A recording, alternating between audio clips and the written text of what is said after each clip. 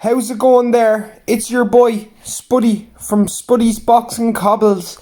I hope everybody's having a very good day. I hope everything's going well. Now, before I get into this video, as you can tell by the title, what I'm about to talk about, please do hit the like button and subscribe. You'll never get a potato talking more sense than I.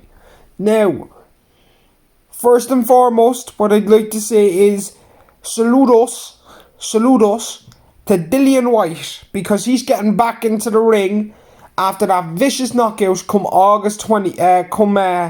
November 21st, apparently.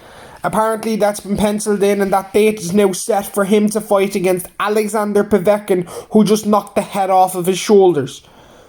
Now, when I watched that fight, I heard a lot of people saying that Dillian ran away with the first 4 rounds. I didn't see that. In the first round, I thought Povetkin beat him.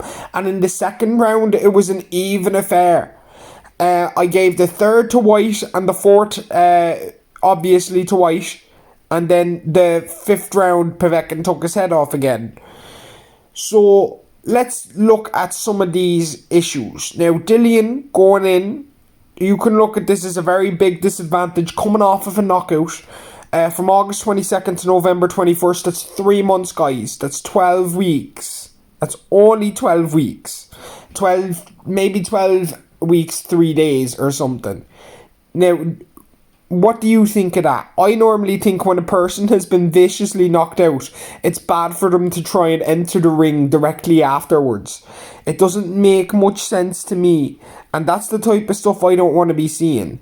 However, with that said, let's look at Alexander Povetkin. One thing we did notice in that fight is his legs were tired, very slow. And I think Dillian Whyte wants to get the WBC mandatory back as quick as possible because they said it resets. So, if he wins back in November, he'll be due the mandatory shot in November of next year. Which would be better than waiting until January 2022, instead of 2021 November. So, that's one point. The second point, and I look at this very strongly, is Povetkin, older, legs slowing down. He's just come off of a training camp, and so that will affect him more.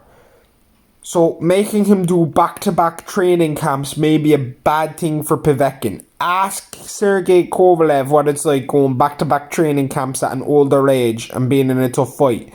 Because Povetkin, yes, he knocked Whyte out, but everyone seems to be leaving out that was not an easy night there for Alexander. He was struggling in that fight. I personally think he had an awful time. Absolutely awful time. He after the 3rd round, the 4th round, it was going bad. And then through setting it up, because he set that body shot up, like he was using those feinted body shots, not putting a lot on them, and he set that uppercut up to take Dillian Whyte's head right off of his shoulders. Now, I salute any man who wants to get into the ring. I personally think this is a big mistake by Dillian. I think that what he should have been doing is resting up a bit, getting himself ready, and then make the fight roughly for about January or February. I personally think February would have been perfect. Primarily because that gives you plenty of time, Dillian. I think the fact that they were invoking the rematch on the night of the fight was a little bit of a desperation move, and I didn't like to see it. But it is what it is, and it's set, and we'll see who comes out on top again, because once again, it's the same thing. Povetkin can knock him out at any time, and Dillian Whyte is capable of winning the fight on points. Dillian Whyte would probably need to smash and grab in this fight, okay guys? He'd probably need to go and do some clinching, holding, turning, leading on Povetkin, taking his space away from him. And when Povetkin is free on the inside, get the fuck out of there. Don't stay inside the pocket with Povetkin to let him land free shots. He hits too damn hard, too damn quickly, and too accurately.